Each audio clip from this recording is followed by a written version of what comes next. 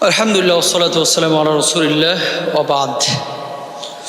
আচ্ছা, কোন কোন খাবার সাধারণত রাসূল আকরাম সাল্লাল্লাহু আলাইহি ওয়াসাল্লাম খেতে বারণ করেছেন এবং যেগুলো আল্লাহ রাসূল সাল্লাল্লাহু আলাইহি ওয়াসাল্লাম নিজে পছন্দ করতেন না, এমন কোনো বিষয় রয়েছে কিনা?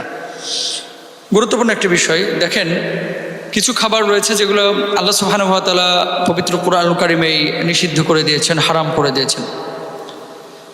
যেমন মৃত প্রাণী, হরিমাত আলাইকুমুল মাইতা ওয়াদ-দামু ওয়া লাহমুল খিনজির, যেমন মৃত প্রাণী, তারপরে আপনার রক্ত, তারপরে শূকরের গোশত, এই ধরনের খাবারগুলো আল্লাহ তাআলা কুরআনুল কারীমে নিষিদ্ধ করে দিয়েছেন।